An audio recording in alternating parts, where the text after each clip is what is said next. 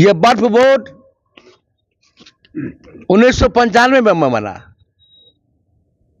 यह कोई इस्लाम से बंधा हुआ बोर्ड नहीं है। मुसलमान समाज के लोग, जो मुस्लिम समाज में जो दबे कुचले लोग हैं, उसकी भलाई के लिए बर्फ बोर्ड की स्थापना बर्फ बोर्ड में दान देते थे।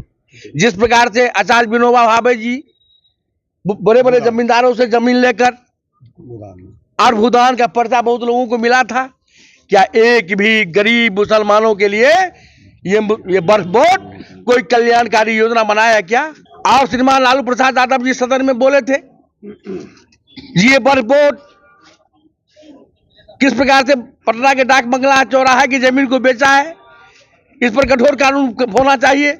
तो लालू प्रसाद यादव जी का जो मांग था, जो सपना था, उनकी महागठबंधन की सरकार, उस समय यूपीए की सरकार ने नहीं की। ये सब क्या कहते थे, ये 370 हटेगा तो जम्मू कश्मीर के खून की नदियां बहेगी। आज नरेंद्र मोदी के काज में विकास की गंगा बहती है, हर घर में तिरंगा फहरा रहा है। यही एनडीए की सरकार है। और ये बर्फ कानून बोर्ड का कानून बनने के बाद देश के गरीब दबे कुचले मुसलमानों के कल्याण का कार्य होगा। संसद में वक्फ बोर्ड जो विधेयक है, बिल पारित किया गया और जिसको लेकर के तमाम जो चीज़ें चल रही है, विपक्षी के द्वारा लगातार हमलावर हैं। तो हम जानना चाहेंगे, ये जो वक्फ बोर्ड है क्या वाकई में मुसलमान विरोधी है? यह बर्फ बोर्ड 1995 में बना। यह कोई इस्लाम से बंधा हुआ बोर्ड नहीं है। मुसलमान समाज के लोग, जो मुस्लिम समाज में जो दबे कुचले लोग हैं, उसकी भलाई के लिए बर्फ बोर्ड की स्थापना बर्फ बोर्ड में दान देते थे।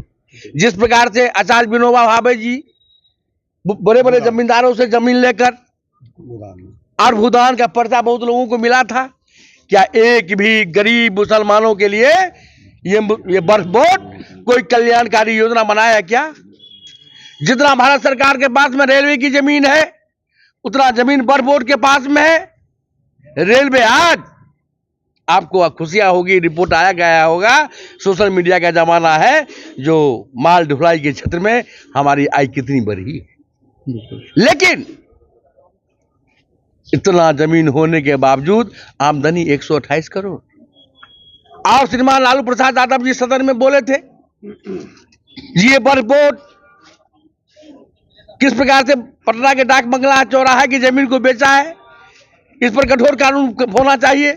तो लालू प्रसाद यादव जी का जो मांग था, जो सपना था, उनकी महागठबंधन की सरकार, उस समय यूपीए की सरकार ने नहीं की। और लालू प्रसाद यादव जी के मांग के अनुरूप हम लोगों ने मुसलमानों के कल्याण के लिए, इस देश की भलाई के लिए हम लोग लगे हुए हैं। ये कानून बन रहा है, लोग हल्ला कर रहे हैं। आपको ये भी याद होगा, जब हम जम्मू कश्मीर से 370 धारा की हटाने की बात करते थे, तो उस समय उस राज्य के पूर्व मुख्यमंत्री, सांसद फारूक अब्दुल्ला, मुफ्ती मोहम्मद सईद की बेटी, ये सब क्या कहते थे, ये 370 हटेगा तो जम्मू कश्मीर के खून की नदियां बहेगी। आज नरेंद्र मोदी के काज में विकास की गंगा बहती है, हर घर में तिरंगा फहरा रहा है। यही एनडीए की सरकार है। और ये बर्फ कानून बोर्ड का कानून बनने के बाद देश के गरीब दबे कुचले मुसलमानों के कल्याण का कार्य होगा। और जो इसमें माफिया लोग हैं, जिस प्रकार से माफिया के धन पर गांव घर में देखते हैं, वो पुस्तक कमा के आता है तो ऑर्केस्ट्रा चला देता है। तो ऑर्केस्ट्रा देखने के लिए ये लोग तो एक्टर के रूप में ऑर्केस्ट्रा के कलाकार हैं। ये यदि सांसद होते, समाज सेवी होते, तो सत्य और तथ्य के आधार पर इस देश की तरक्की के लिए, मुसलमान के कल्याण के लिए करते। लेकिन इनका मकसद तो ड्रामा करना है, हंगामा करना है। विकास तो हमारे जिम्मे है। विकास तो हमारी जिम्मे है। और ये एमएलसी घनश्याम ठाकुर जिन्होंने वक्फ बोर्ड पे अपनी बात को रखा। तो बने रहे मधुबनी के साथ। धन्यवाद। आप हमारे मधुबनी न्यूज को फेसबुक पे देख रहे हैं तो पेज को लाइक करें, यूट्यूब से देख रहे हैं तो हमारे चैनल को सब्सक्राइब करें और बेल आइकन को दबाना ना भूलें। इस चेतावनी को ध्यान से देखिए। क्या आपको शौच के वक्त बहुत पीड़ा होती है? क्या आपको गुदा में मस्से हो गए हैं और शौच के साथ निरंतर खून बहता है? क्या मलत्याग के समय आपको भयंकर जलन और सुइयां सी चुभती हैं और दर्द असहनीय हो गया है? यानी आपको जानलेवा बीमारी बवासीर है। पैखाना रास्ता की किसी तरह की समस्या जैसे कब्ज, बवासीर, भगंदर या शौच के समय मांस बाहर निकलना, गुदा मार्ग से खून, मवाद या पानी आना, गुदा मार्ग में जलन, खुजली या दर्द होना, गुदा मार्ग के आसपास गांठ, फफोला, भगंदर जैसी बीमारी का ऑपरेशन कराने के बाद भी यदि परेशान है तो 100% जड़ से छुटकारा पाने के लिए एवं अस्थायी इलाज के लिए आज ही पधारे। Doctor Hriday Kumar, BAMS, new life clinic, Ram Janaki chowk, Saharghat, Madhubani.